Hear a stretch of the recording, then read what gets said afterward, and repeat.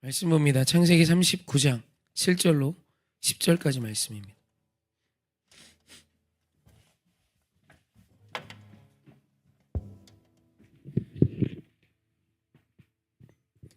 벽면에 말씀 함께 보시고 한 목소리로 합독합니다. 시작. 그 후에 그의 주인이 요셉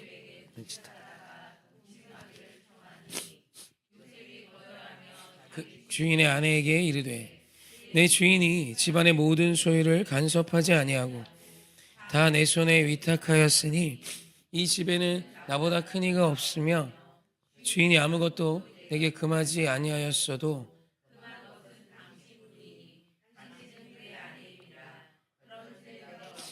이 큰 악을 행하여 하나님께 죄를 지으리이까.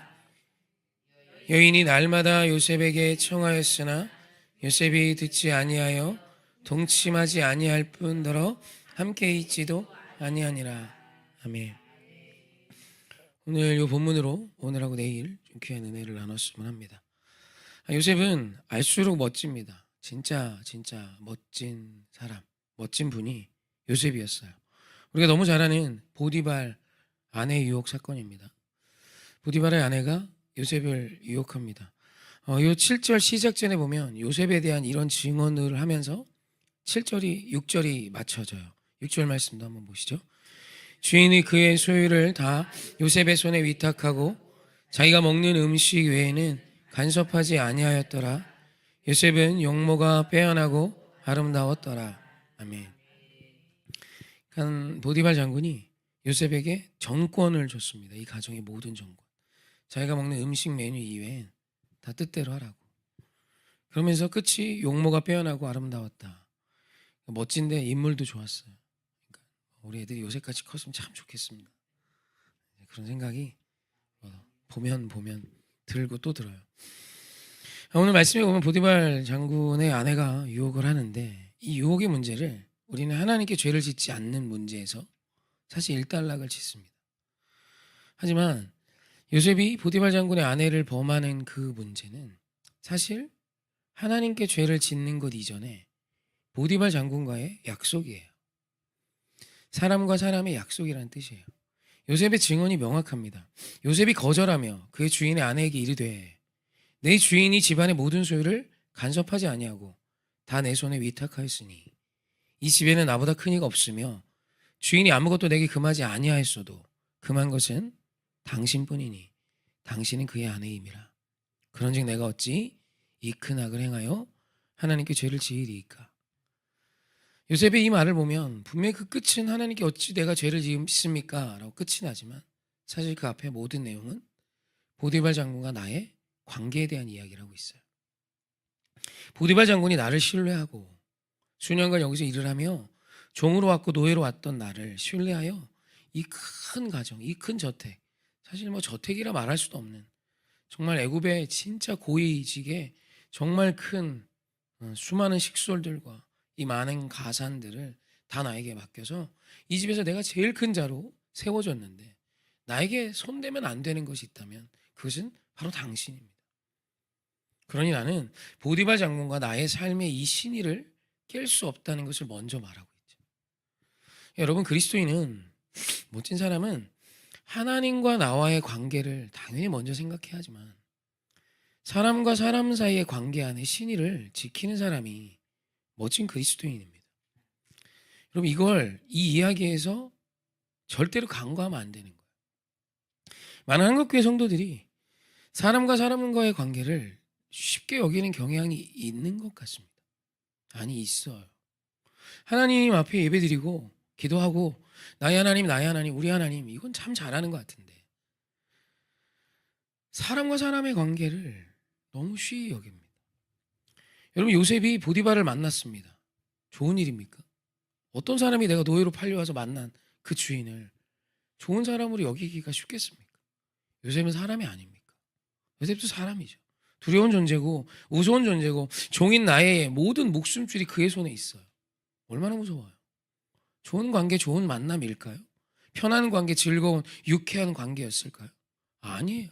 시작부터 이 관계는 문제가 있어요. 우리로는 상상할 수도 없는 완전한 가불의 관계고 나의 목숨줄까지도 그가 말 한마디 하면 가부가 정해지는, 전적으로 그의 손에 예속돼 있는 나의 물건 요셉, 뭐 이런 개념이잖아요. 그렇게 요셉이 내 주인 보디발을 만나요. 이 관계는 어떻게 해서든 아름답게 끝내기보다 살아남고 기회가 된다면 그를 뒤집어 엎어 제껴버리고 차지하는 것, 뭐 이게 옳지 않습니까? 원수로 만났어요, 원수. 근데 요셉은 보디발 장군과 이 만남을 하나님이 내게 주신 섭리로 믿었습니다. 여러분, 믿음은 상황을 바꾸는 게 우선이 아닙니다. 믿음은 내게 주신 이 상황 앞에 아멘하는 게 먼저예요. 이게 순서입니다.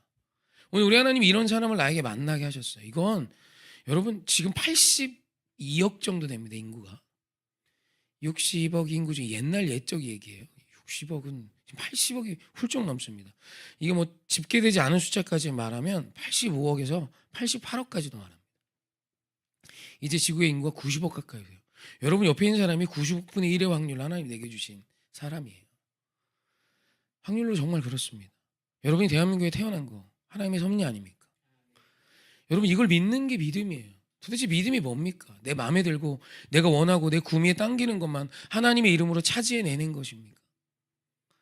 여러분, 믿음의 시작은 나에게 허락하신 가장 가까운 이웃과의 만남을 하나님이 내게 주신 하나님의 계획과 섭리로 아멘하는 거예요. 그리고 그 만남 앞에 아름다운 인생이 되는 것, 이건 그리스도인의 사명입니다. 여러분, 예수 그리스도를 믿는 자들이 왜 이 세상에서 손가락질 받습니까? 하나님을 잘 못 섬겨서 유난 떨고 기도 많이 하고 이러는 거 한국교회 성도들 아닙니까? 누구보다 어떤 나라에 믿는 사람들보다도 더 열심히 있는 사람, 하나님께. 그런데 사람에게는 아니에요. 여러분, 하나님이 오늘 우리에게 먼저 하나님보다 알게 하신 사람이 나의 부모고 나의 친구고 내 주변의 사람들이 아닙니까? 여러분, 그 만남을 우습게 여기는 자는 절대로 아름다운 그리스도인일 수 없습니다. 그건 성경과 완전히 상충하는 인생이에요. 요셉은 원수 같은 보디발 장군 앞에 그와의 신의를 지키려고, 여러분 보디발의 아내가 당연히 예쁘지 않았을까? 여러분, 노예의 눈에 주인의 모습은 찬란할 것입니다. 게다가 이 여인 말 한마디면 나에게 지금보다 더 큰 혜택과 더 큰 힘이 주어지는 거예요. 안 그래요? 여러분, 이건 왜 유혹이라고 표현해야 되냐면 요셉에게 있어서는 진짜 어떻게 보면 인생이 잘 될 수 있는 그런 얄팍한 사람의 계산으론 그럴 만한 가치예요. 근데 요셉은 아예 거절합니다. 함께 있는 것조차 거절합니다. 왜요? 첫째, 하나님께 죄를 짓지 않기 위함. 그거 이전에 보디발 장군과의 신이에요. 그리고요, 보디발 장군, 이거 하나님과의 약속 아니잖아요. 지금 십계명이 있던 시대가 아니지 않습니까? 이 말씀을 잘 따져봐야 됩니다. 십계명이 없어요. 근데 요셉이 보디발 장군의 아내를 취하는 것을 하나님과의 죄로 이어가요. 왜요? 사람이 사람에게 죄를 지은 것이 요셉에게 있었던 이것이 하나님께 죄를 지은 것임을 알고 있었던 거예요. 여러분, 이게 영성입니다. 오늘 내가 너에게 한 것이 곧 하나님께 한 거예요. 말씀 볼까요? 마태복음 25장 40절입니다. 합독하시죠. 25장 마태복음 25장 40절 합독합니다. 시작. 임금이 대답하여 이르시되 내가 진실로 너에게 이르노니 너희가 여기 내 형제 중에 지극히 작은 자 하나에게 한 것이 곧 내게 한 것이니라 하시고. 아멘. 반대의 말씀도 있어요. 똑같이 이 지극히 작은 자 하나에게 하지 아니하신 거예요. 하지 않은 것이 곧 내게 하지 않은 거래요. 임금은 하나님이시죠. 그분이 말씀하십니다. 여기 내 형제 중에 지극히 작은 자에게 한 게 내게 한 거예요. 저기가 아니라 여기 내 형제 중에 지극히 작은 자에게 한 것이 내게 한 거예요. 여러분, 이건 성경이에요. 성경. 하나님의 약속입니다. 한국교회가 이걸 굉장히 우습게 여깁니다. 여러분, 하나님이 우리에게 세 계명 주셨어요. 세 계명을 너에게 주노니. 이 한 계명 주셨어요. 그게 뭐냐면 내가 너희를 사랑한 것 같이 너희는 서로 사랑하라. 왜요? 그 형제에게 한 게 곧 하나님께 한 것이기 때문이에요. 요셉은 이 사실을 알고 있었던 겁니다. 영성은 이것이에요. 요셉이 보디발 장군이라는 사실 인생에 있어서 만나고 푸지 않은 정말 무서웠던 그 한 사람, 원수 같은 사람, 내 생명줄 쥐고 있는 그놈. 근데 그 앞에 진실했어요. 왜요? 하나님의 뜻과 계획을 믿었기 때문이에요. 주님의 뜻은 반드시 이루어집니다. 내 눈에 당장 주님의 뜻과 전혀 상관없는 일들만 일어나는 것 같아도, 여러분, 주님의 뜻이 저 약속의 땅인데 앞에 홍해가 있고 뒤에 애굽의 전차 부대가 쫓아옵니다. 여기에 약속의 땅이 보이십니까? 택도 없죠. 근데 하나님이 홍해를 가르세요.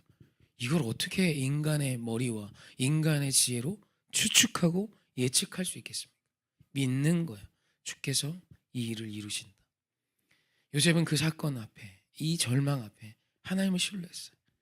그리고 이 모든 종으로 팔려온 이 일을 더하여 하나님은 나에게 허락하실 그 일을 이루심을 신뢰하며 싸운 것이고, 그곳에서 내게 허락하신 그 지극히 작은 한 사람, 여기 이 형제 중 가장 가까운 그 보디발 장군 앞에 신의를 지키고, 그가 나에게 맡겨준 그 일 앞에 최선을 다하며 나에게 허락해준 그 사람과의 관계 앞에 아름다운 요셉, 그리고 그와의 관계 때문에 보디발 장군의 아내의 유혹 앞에 온전히 서서 그와 함께하는 것조차 거절했던 요셉, 그리고 그 모든 이 일들 앞에 자신이 행한 모든 죄는 보디발 장군에게도 당연히 죄지만 하나님께도 죄를 짓는 것임을 분명히 알았던 요셉. 왜? 이것이 하나님이 나에게 주신 만남이며 은혜임을 믿었기에, 이 만남을 우습게 여기고 그를 우습게 여기며 그에게 상처를 주는 그것이 하나님께 상처를 드리는 것임을 분명히 알았기 때문입니다. 그래서 성경은 한 영혼을 실족했을 때 연자맷돌을 매달고 바다에 뛰어드는 것이 더 낫다라는 극단적인 표현을 하고 있는 거예요. 진짜 그러라는 것이 아니라 예예요. 그만큼 네 곁에 준 그 한 사람은 소중한 존재야. 내가 너에게 허락한 것이지 라는 것입니다. 압니다. 관계가 얼마나 쉽지 않고 어려운지, 미워지는 사람도 얼마나 많은지. 그러나 그때 내 본능대로, 내 본성대로 하지 마시고 오늘 우리 하나님이 내게 맡겨주신 거룩한 관계의 힘을 믿고 기도하십시오. 이 문제를 두고 하나님의 은혜를 구하십시오. 예수 안에서 함께 지어져가는, 공사 중이라는 뜻이잖아요. 먼지도 있고 연약함도 있고 여러 지저분한 것들도 드러나 있는 그런 상황이 우리 인생입니다.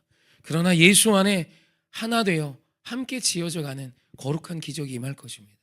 그런 예수의 이름으로 너를 사랑하고 예수의 이름으로 함께하며 하나님의 나라를 세워가는 우리 모두였으면 좋겠고, 또 그런 모습을 우리 자녀에게 보여줘야 우리 아이들이 요셉처럼 크지 않겠습니까? 사람 한 사람을 귀히 여기지 않는 자가 어찌 좋은 사람일 수 있으며 좋은 일꾼이 되며 아름다운 지도자가 되고 요셉 같은 인물이 되겠습니까? 애시당초 불가능한 이야기입니다. 그래서 우리 오해교회는 정말 성경이, 하나님이 우리에게 말씀하신 것처럼 함께 예수 안에 지어져가는, 그래서 성전으로 지어져 하나님의 손이 되고 발이 되어 예수 안에 한 지체가 되어가는 우리 모두였으면 좋겠습니다.